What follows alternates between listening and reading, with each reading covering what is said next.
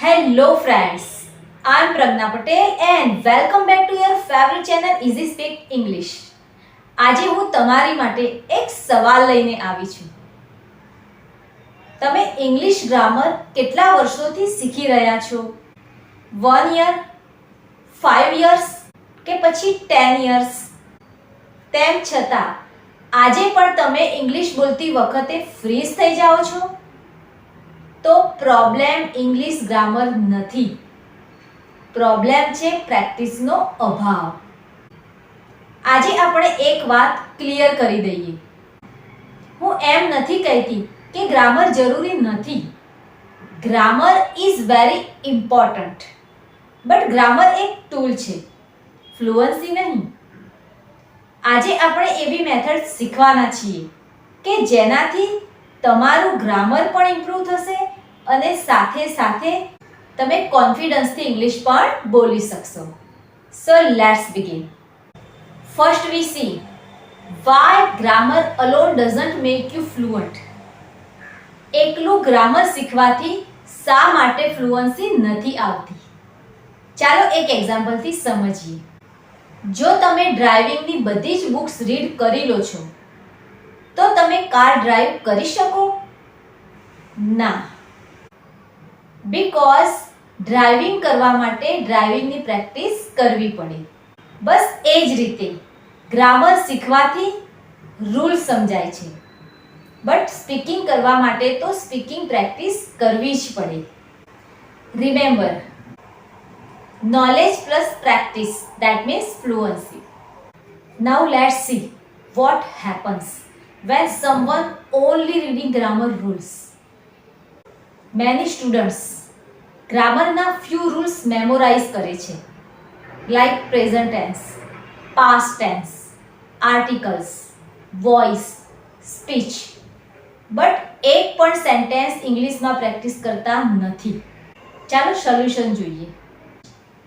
દરેક ગ્રામરના રૂલ્સ પછી એટલીસ્ટ મિનિમમ 5 સેન્ટેન્સ બોલવાની પ્રેક્ટિસ કરો. Let's better understand with example. Present continuous. I am speaking. She is cooking. They are playing. We are learning English. He is sleeping. Grammar શીખો, but immediately તેનો use પણ કરો.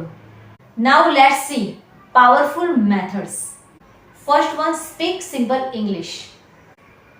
Fluency big words થી નથી આવતી, simple English થી આવે છે. Examples: I'm hungry, I'm busy, I'm ready, I'm excited, I need help. આવા small sentences દિવસમાં 20-30 times બોલો. Now next method, think in English. ગુજરાતીમાં વિચારશો તો તમારો ઇંગ્લિશ ફ્લો સ્લો થઈ જશે. So start from today. I'm opening the door. I'm drinking water. I'm going to school. તમારા નાના નાના વિચારો પણ ઇંગ્લિશમાં જ પ્રેઝન્ટ કરો. Now next method, listen and repeat. Daily 10 minutes listening કરો, બટ ઓનલી લિસનિંગ નહીં, એવરી સેન્ટેન્સ પછી પોઝ કરો અને એ સેન્ટેન્સને રિપીટ કરો. આ ટેકનિક શેડોઈંગ ટેકનિક કહેવાય એન્ડ ઇટ્સ વેરી પાવરફુલ. આ ટેકનિકથી પ્રનન્સિએશન, ફ્લુઅન્સી અને કોન્ફિડન્સ આ ત્રણેય ઇમ્પ્રૂવ થાય છે. Now next method, mirror practice. Daily 5 minutes mirror સામે પ્રેક્ટિસ કરો. તમારું ડેલી રૂટીન એક્સપ્રેસ કરો. Hey, good morning. I have many task. First I go to my work. Then I study English. Remember, આ practice તમને public speaking માટે ready કરશે. Now last and important method, learn phrases, not isolated words. Friends, એક જ વર્ડ્સના બદલે phrase ready કરો. Example: don't સે help, સે can you help me. Don't સે busy, Say I'm busy right now. Don't say sorry. Say I'm sorry for being late. આ રીતે બોલવું એકદમ ઇઝી અને સિમ્પલ લાગશે. નાઉ daily 20 minute practice chart.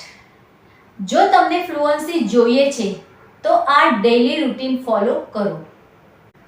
5 minutes think in English. 5 minutes read aloud. 5 minutes listen and repeat. And 5 minutes speak about your day.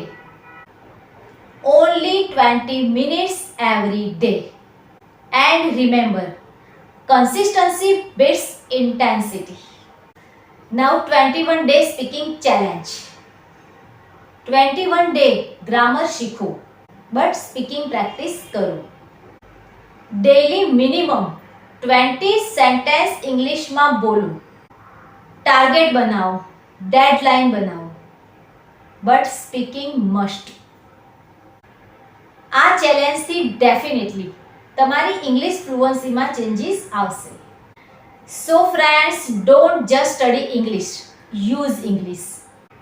Grammar તમને સાચું બોલતા શીખવે છે. પ્રેક્ટિસ તમને કોન્ફિડન્સથી બોલતા શીખવે છે. અને આ બંને હશે તો સાચી ફ્લુઅન્સી આવશે. Right in comment, I will use English every day. See you in the next lesson.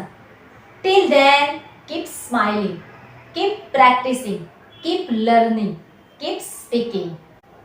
Happy learning. Thank you so much for your time. Follow for English motivation videos. Take care and goodbye.